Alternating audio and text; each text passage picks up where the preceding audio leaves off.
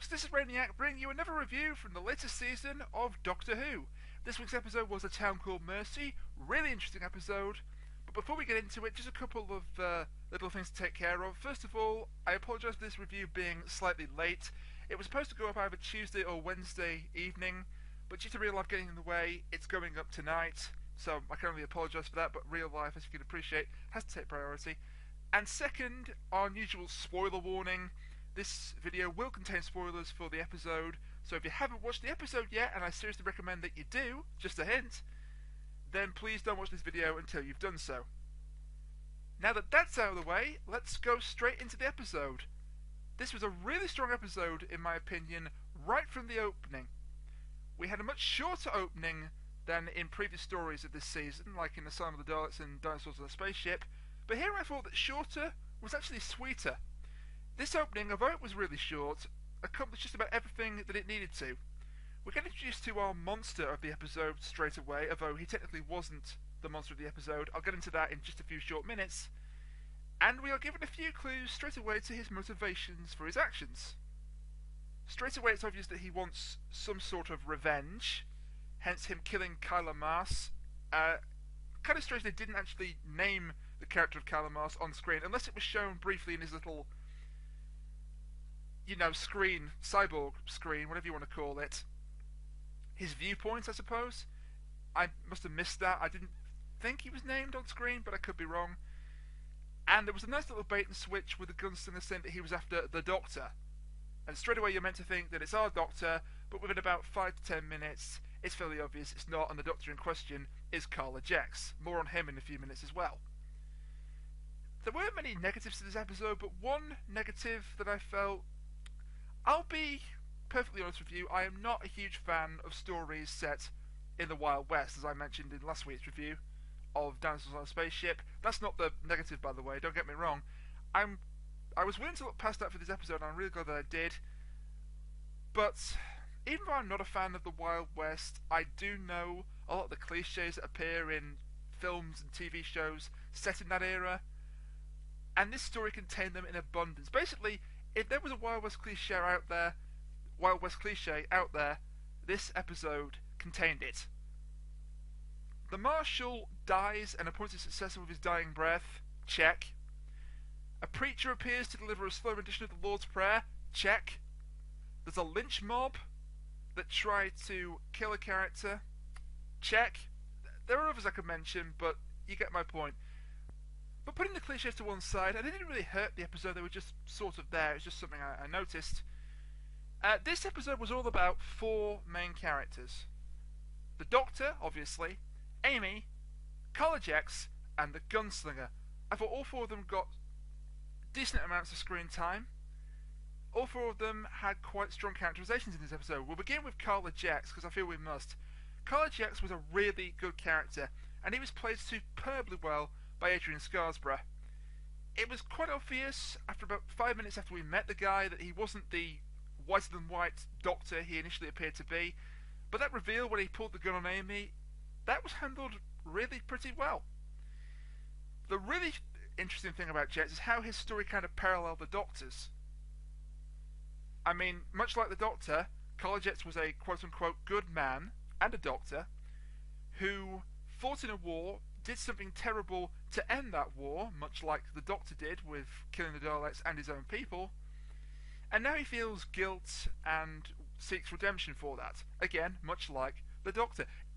The only real difference between Jex and the Doctor is the way they seek this redemption. Jex's redemption is to help the townsfolk of Mercy with the cholera epidemic and the heating and lighting, while the Doctor's way of atoning for his misdeeds is to travel the universe alone.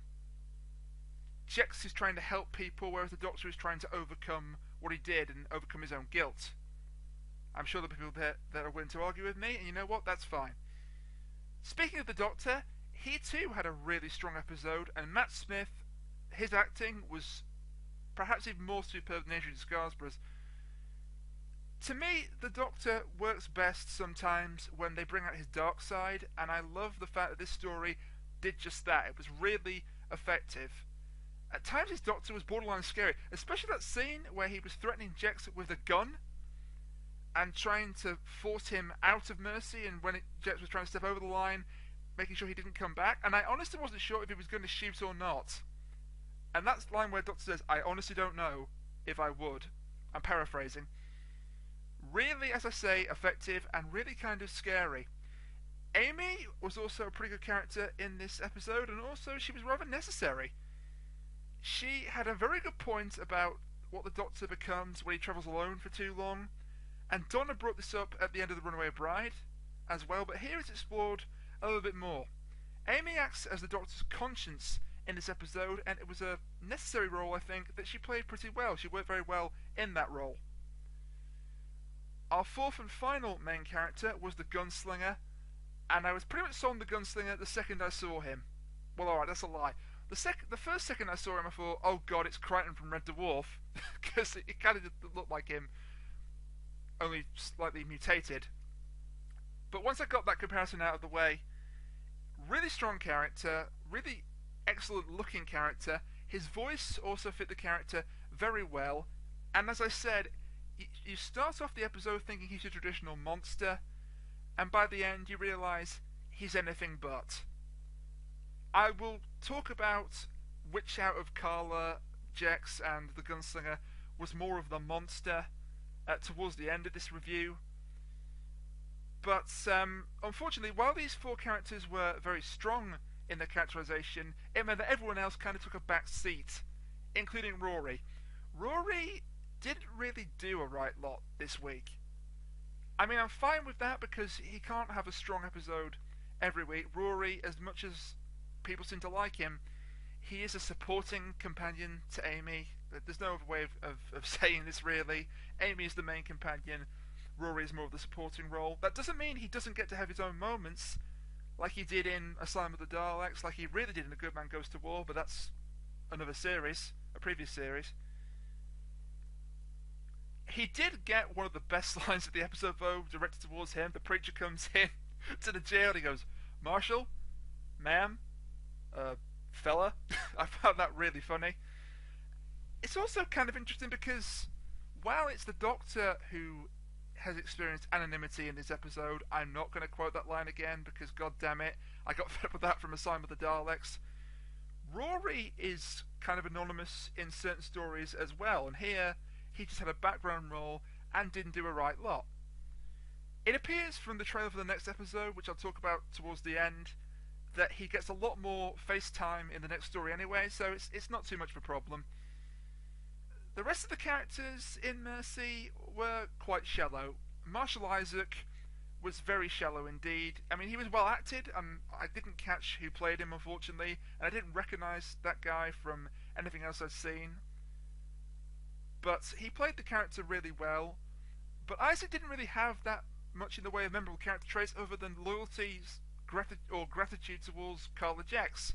Obviously, that loyalty and gratitude is well founded because he saved the town from a cholera outbreak that would have otherwise killed a large percentage of the population. But he was still very one-dimensional. His death was quite predictable, but it was the turning point for the whole episode. It was through Isaac's death that the Doctor completely changed his viewpoint on Carla Jex because he didn't want Isaac to die in vain, and I like that. And he also got one of the best lines too. I mentioned it last week, but I'm sorry. Anyone who isn't American... No, let me do it in the accent. Anyone who isn't an American, drop your gun. No, I cannot do an American accent to save my life, so I apologise to all the viewers from America that were offended by that. And the rest of the townsfolk were just there. They were even more one-dimensional than Isaac. The only slightly memorable one, other than the preacher, and that was just because of the line about Susan the horse, and, as I said, Marshall, ma'am, fella, was the Undertaker, who told the Doctor, "I know you're going to save us all," and then measured him for a fitting for a coffin. There's an Undertaker character that does that in a British comedy film called Carry On Cowboy, and he reminded me of that guy. But, as I say, they were kind of one-dimensional, and they were just sort of there to fill up the town, and they were almost reduced to background characters or extras. Strongest part of this episode was the ending. But before we get to that, the Gunslinger and Carla Jex, the really clever thing Toby Whithouse did in this episode, You start the episode believing the gunslinger to be the monster. He looks like a monster, he acts like a monster, he talks like a monster. By the end, you're wondering, well, maybe it was Carla Jex who was the real monster here. After all, yes, the gunslinger looks like a monster, and yes, he kills people, but he only killed people in the war because he was programmed to by the Carlas. And after the war was over, he only killed out of revenge Kyla Mars, and he would have killed Kyla Jex if he hadn't killed himself in the explosion. By contrast, Kyla Jex looks human, but his actions were inhumane by creating the cyborgs, and the cyborgs slaughtered countless people, so those are a lot of souls on his conscience, which he talks about the whole thing about his soul having to climb a mountain when he dies. I really liked that they brought religion into it, because usually when Doctor Who, or certainly New Who, does religion, it's either very abstract, or they twist it so it's no longer about religion. A key example of this was in A Good Man Goes to War with the clerics, where it started off as a religious concept and gradually faded to something different. The most religious episode, or the episode where the religious iconography was used to its best effect, was in The Satan Pit, The Impossible Planet, and that's one of my favourite two-parters of all time, by the way, but that's a story for another time. And yet, even though Jex has done unspeakable acts, even though he's proud of what he did to end the war and the suffering of his people, he actively tries to gain redemption by trying to serve the townspeople, and at the end he nobly sacrificed himself to save Mercy from the gunslinger.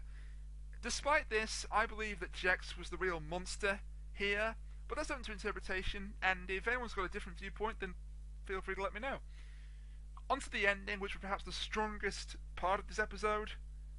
From the moment that the gunslinger stepped over that line, things got really intense.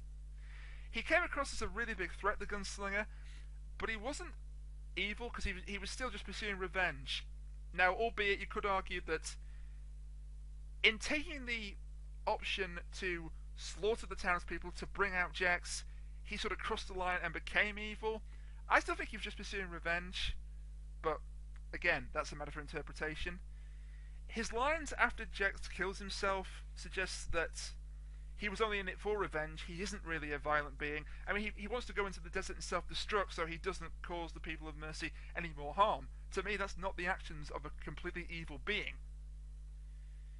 Jex's sacrifice was really strong, and it made the character come full circle, and finally gave him the redemption he was seeking. And in a way, I almost felt sorry for him towards the end, despite the fact of what he'd done, despite the fact that he caused Isaac's death, despite the fact of the atrocities he committed on his home planet in the war. You did feel kind of sorry for him when he closed his eyes just before that explosion went off. There is a slight implausibility to the ending that kind of rubbed me up the wrong way.